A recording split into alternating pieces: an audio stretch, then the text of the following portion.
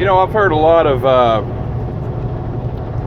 conspiracy theories lately about what's going on with this riots and all this horse shit with George Floyd. And people saying that he was killed. There's some people say he wasn't even killed. It's all fake. And other people saying he was killed, you know, but it was set up because they wanted to fucking piss off the black folks and make Trump look bad. And that sounds ridiculous on its face. It sounds pretty ridiculous. But how about this? How about you look at the whole fucking chain of events? And this goes back 4 years. This goes back to before Trump was even president. It's escalated and escalated and escalated. At first you had the current president, then Obama, directing the FBI to conduct surveillance on the Trump campaign. And they got a warrant for that surveillance with fake documents. Okay, there's that. Then, oh my God, wonder of wonders, Trump gets elected. Holy shit! This guy fucking got elected. And what do? They launched the fucking Russia probe. We're going to take him out, by God. We're going to take him down with this Russia probe. Okay. Years go by, millions and millions and millions and millions of dollars spent. Nothing. No fucking Russian collusion. Okay. Well, what are we going to do now? We couldn't get him that way. Well, the president made a phone call to the president of Ukraine. Fuck that. Let's impeach him. So they try to impeach him. That goes nowhere. Right on the heels of that going nowhere, what happens? Well, goddamn, we got a worldwide pandemic here. We have to shut down the fucking economy, or a large part of it. Suddenly, large part of the economy grinds to a screeching halt. 40 million people thrown out of work. The government shoveling out trillions of dollars that we don't even really have. It's just fucking made up numbers in a computer at this point. It's not actual money. And we're probably going to end up with hyperinflation because of it. But, okay, so, you know, they spied on him when he was running for president. They tried to say he colluded with the Russians after he won. That didn't work. They tried to impeach him. That didn't work. Suddenly, worldwide pandemic, the economy shut down. Oh, the country's going to fall apart. Well, the country didn't fall apart, did it?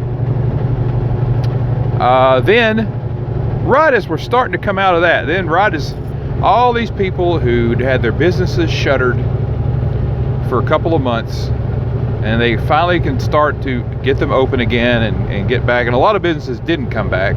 A lot of people permanently lost their jobs. A lot of people permanently lost their fucking businesses. Right as that starts to come back, then what happens? Then we got George Floyd. Then we got all kinds of weird shit just around how that went down.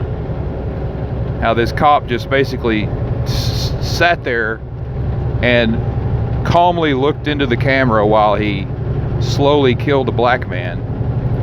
And wonder of wonders, black people exploded.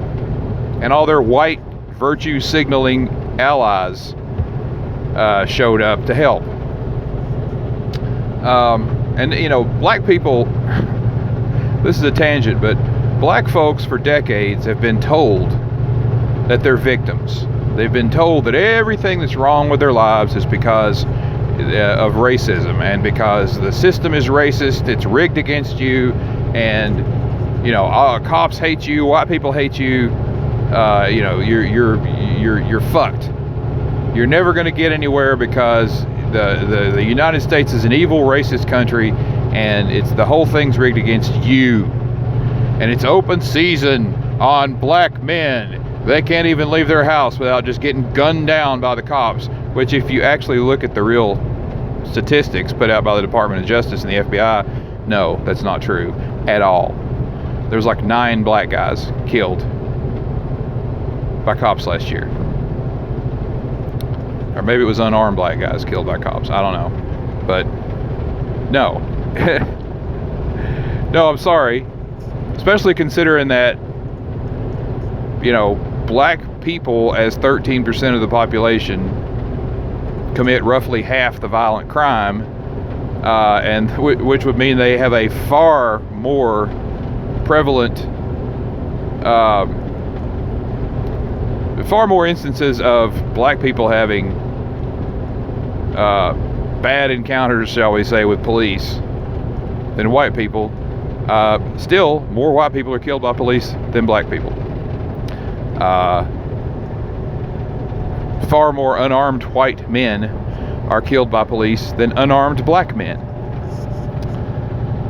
But, you know, that doesn't matter, because all these black folks have been told for decades and decades that they're the victims, that they're oppressed, that you know, that your country hates you, and they're working against you, and that's why your life sucks.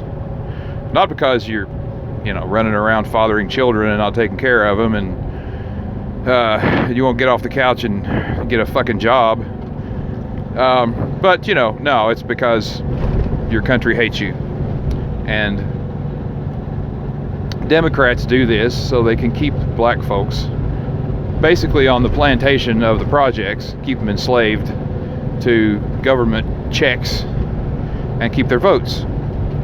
So in the meantime, back to this chain of events, you know, suddenly as we're coming out of the pandemic, now, bam, cop kills a black dude in a horrendous way, right on camera, unrepentant, and cities are burning.